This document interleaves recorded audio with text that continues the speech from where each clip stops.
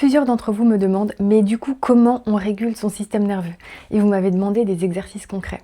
Du coup, dans cette vidéo, je vous propose 3 outils de régulation que je vais vous présenter et qu'on peut faire ensemble. Pour moi, je dis souvent que c'est un petit peu comme faire de la kiné, c'est des petits exercices de kiné pour le système nerveux. Je te rappelle que quand tu es en état de stress, la partie de ton cerveau qui est rationnelle, elle fonctionne pas comme d'habitude et c'est ton système de survie qui est activé. Et ce système de survie, il est plus sensible aux sensations physiques, corporelles, qu'à la pensée. Donc là, l'idée, c'est de calmer ton esprit en passant par le corps. On va pas essayer de convaincre ton cerveau par la pensée, on va lui montrer qu'il est en sécurité par des gestes concrets. Et ça, c'est l'approche bottom-up. Salut, moi c'est Rebecca. Je veux préciser que là, sur cette vidéo, on fait un focus sur la micro-régulation. Donc c'est des petits exercices de régulation. Mais la régulation, c'est pas que ça fait partie d'un ensemble. Et ça, je vais en parler dans la prochaine vidéo. Je t'encourage à pas la rater parce qu'elle est vraiment super importante si ce sujet t'intéresse. Avant de commencer, je t'encourage à faire ces exercices avec un esprit de curiosité. Là, on n'attend pas de se sentir d'une manière particulière. Nous, on envoie les signaux de sécurité, on laisse notre corps réagir et on observe. C'est tout, entre guillemets. On va faire ces exercices ensemble et puis après, je vais t'expliquer comment tu peux les implémenter dans ton quotidien, comment les faire, quand les faire et surtout quand ne pas les faire. Parce qu'il y a aussi un piège dans l'utilisation des outils de régulation, donc je t'encourage à rester jusqu'à la fin. Le premier exercice que je te propose, c'est l'orientation. Là, le concept, c'est qu'on va réorienter l'attention de ton système nerveux pour chercher les signaux de sécurité plutôt que de rechercher le danger. Ton système nerveux, automatiquement, lui, il est calibré sur chercher le danger et là, tu le réentraînes à voir sécurité, sécurité, sécurité. Tu vas voir, là, je vais prendre le temps de le faire avec toi, donc ça va être plus long, mais normalement, c'est à peu près 1 minute. Donc là, on prend le temps, tu regardes les étapes, mais si tu le refais, tu verras, c'est beaucoup plus court. Le premier exercice que je te propose, c'est l'orientation. Là, le concept, c'est qu'on va réorienter l'attention de ton système nerveux pour chercher les signaux de sécurité plutôt que de rechercher le danger. Ton système nerveux, automatiquement, lui, il est calibré sur chercher le danger et là, tu le réentraînes à voir sécurité, sécurité, sécurité. Tu vas voir, là, je vais prendre le temps de le faire avec toi, donc ça va être plus long, mais normalement, c'est à peu près 1 minute. Donc là, on prend le temps, tu regardes les étapes, mais si tu le refais, tu verras, c'est beaucoup plus court. C'est parti. Premièrement, tu es dans la position dans laquelle tu es, assis, debout, couché, peu importe, tu n'as pas besoin de changer de position. Et je t'encourage simplement à prendre une inspiration avec moi.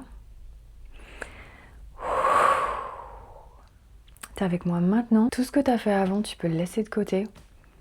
Et ce que tu vas faire plus tard aussi. Là, on passe quelques minutes ensemble, toi et moi. Deuxièmement, tu vas regarder autour de toi et tu vas laisser tes yeux se poser là où ils veulent se poser. Et tu vas regarder ce que tes yeux voient. Parce que souvent, quand on est stress ou speed ou concentré, on ne regarde pas vraiment en fait. On a une vision focalisée et on est plutôt dans notre tête. Et là, tu vas regarder ce sur quoi se posent tes yeux. Et tu vas regarder les textures, les couleurs. Tu peux regarder combien les objets de ta pièce, ils sont immobiles, ils sont calmes, ils sont posés. Et tu vas faire ça pendant 10 secondes. Je te le laisse faire de ton côté, je le fais aussi moi.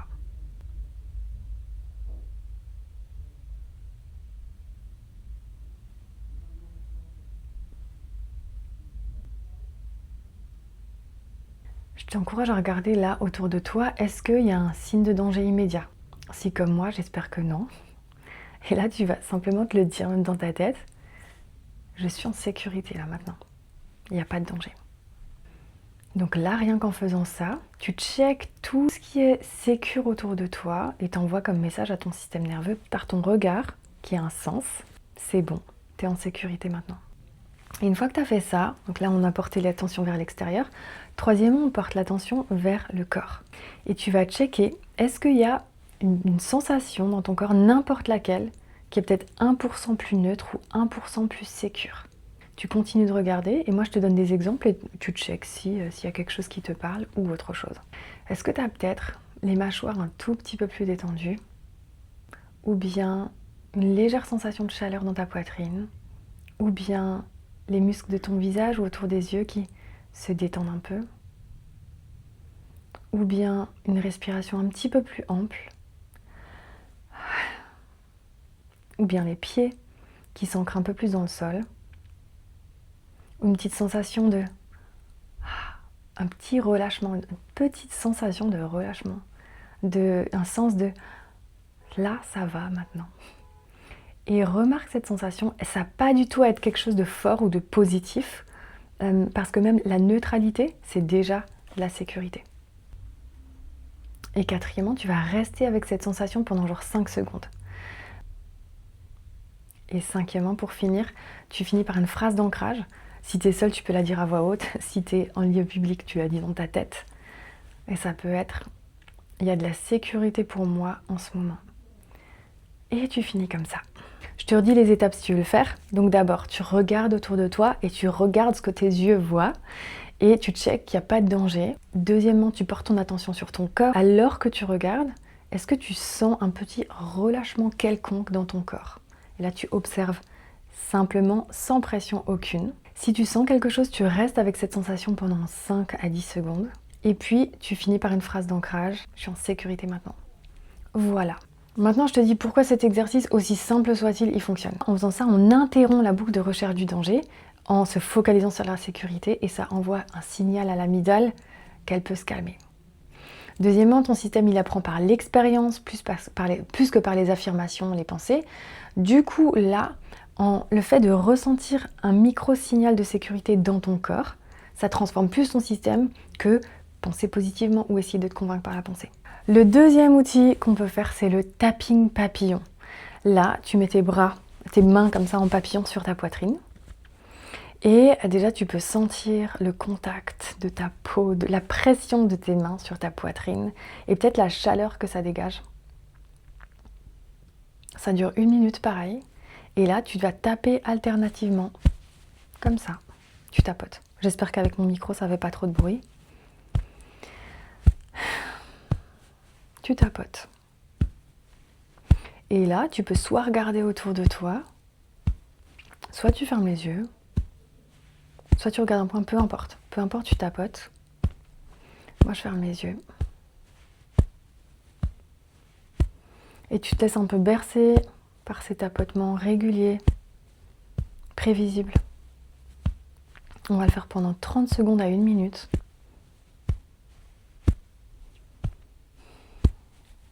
Tu peux te porter ton attention sur la sensation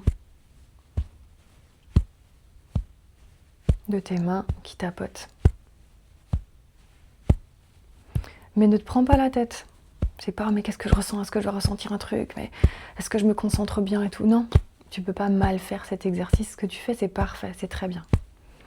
T'as pas à réfléchir, tu le fais, c'est tout.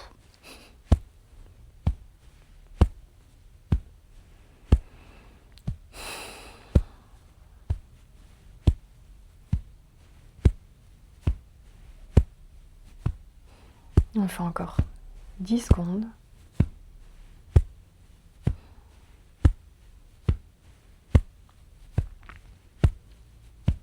Et voilà, on termine tranquillement. Tu peux prendre une bonne inspiration. Et te redire là aussi, je suis en sécurité maintenant. Je suis en sécurité maintenant. Et voilà.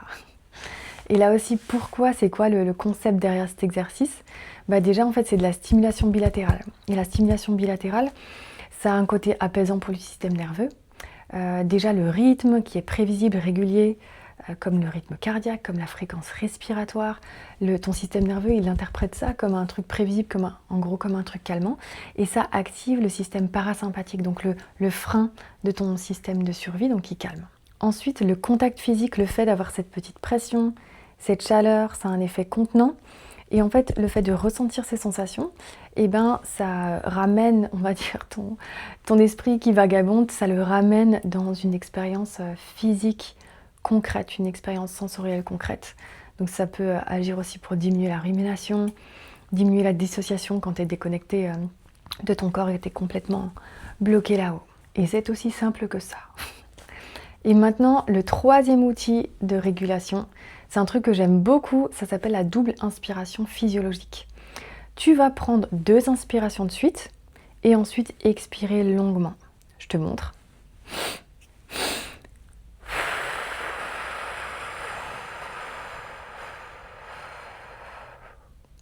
Et quand tu expires, c'est comme, imagine, tu souffles ta bougie d'anniversaire ou tes bougies d'anniversaire. Donc, tu as un flux d'air qui est un petit peu restreint comme ça, canalisé. Donc, on va faire 4 cycles respiratoires ensemble. T'es prêt? C'est parti.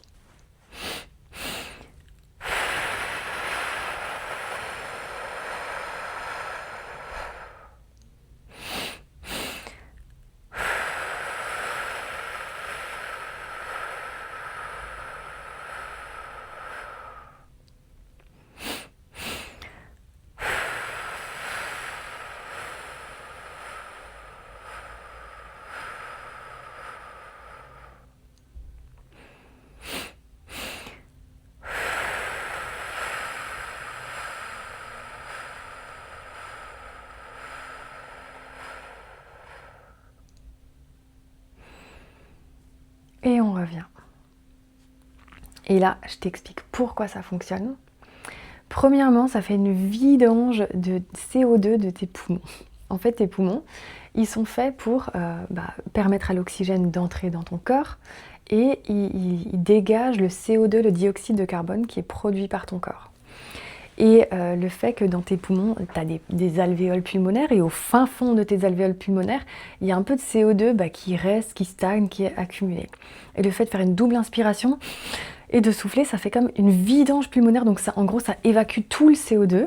En gros, ton cerveau, il interprète ça comme moins d'étouffement, moins de manque d'air. C'est genre, la respiration est complète. Deuxièmement, quand tu expires longtemps, ça stimule ton nerf vague, donc la voie vagale ventrale, et ce qui aussi ralentit ta fréquence cardiaque, amplifie ta fréquence respiratoire, active le système de calme. Et troisièmement, quand tu es stressé, ta respiration, elle est généralement très superficielle et peu ample. Et du coup, là, le fait de respirer à forte amplitude, ton cerveau, il interprète ça comme « Ah, je respire amplement, tout va bien ». Parce que quand tu respires de manière courte, lui, il interprète ça comme « Je suis en danger ». Donc voilà, tout ça, c'est 3 trucs donc, combinés qui donnent des signaux de sécurité. Donc j'aime bien expliquer parce que des fois on se dit « Ouais, je respire, bon bah voilà, à quoi ça sert ?» Mais il y a vraiment une logique, une mécanique et un sens derrière. Voilà 3 exercices, toi qui me demandes des exemples concrets. Lequel de ces exercices te motive le plus à faire au quotidien? Maintenant, comment les utiliser? Comment ne pas les utiliser? L'idée, c'est de les utiliser quand tu es assez neutre. Je vois ça comme un brossage de dents, donc tu ne brosses pas que les dents quand ton haleine sent la mort. Tu le fais régulièrement en entretien. Quand tu le fais en état neutre, tu vas plus avoir accès à tes sensations de sécurité. L'idée, ce n'est pas de s'obséder avec ça. En fait, là, ce que tu fais, c'est d'apprendre à ton corps à vivre des moments de sécurité, apprendre à ton cerveau à être calibré sur la sécurité plutôt que sur le danger, de reflexibiliser ton système nerveux pour en gros le rééduquer à la sécurité. Comment ne pas le faire surtout? Le problème, c'est si tu le fais chaque fois que tu as un coup de stress, tu fais un exercice de régulation vite pour faire disparaître le stress, là, ça peut être compulsif et tu peux utiliser l'outil de régulation comme évitement de l'anxiété. Et là, c'est pas du tout la bonne idée parce que quand tu as un gros coup de stress et que tu fais directement l'outil de régulation en mode panique, il faut plus que je sente d'anxiété, t'envoies comme signal à ton cerveau l'anxiété c'est dangereux, faut absolument pas que je le ressente, faut absolument pas que je le ressente, et du coup ça augmente la boucle de l'anxiété parce que ton cerveau il va encore plus flipper de l'anxiété. Tu vois, donc c'est vraiment, souvent je trouve que dans les réseaux c'est présenté comme une pilule magique, t'as un coup de flip, tu fais l'outil de régulation et tout va bien. Non, c'est pas comme ça. C'est vraiment un truc, une approche globale de réentraîner ton cerveau, mais pas dans un état... Le but, c'est justement de sortir de l'état d'urgence. Donc là, le but, c'est de pas que le faire dans l'urgence, ok? Effectivement, quand tu as une crise d'angoisse, ça peut aider de ne pas essayer de résoudre ta crise d'angoisse par la pensée, de faire un outil de régulation, et puis tu continues ta journée. Et puis tu vas à la tâche que tu avais prévue. Comme dit, si tu as des questions, des remarques, dis-le moi en commentaire, ça m'aide vraiment à faire du contenu en fonction de toi. Si cette approche concrète du système nerveux, elle te parle, tu peux t'abonner à ma chaîne. Je vais continuer à explorer avec toi comment ton corps et ton esprit peuvent redevenir des alliés. Prends soin de toi et je te dis à tout bientôt dans la prochaine vidéo.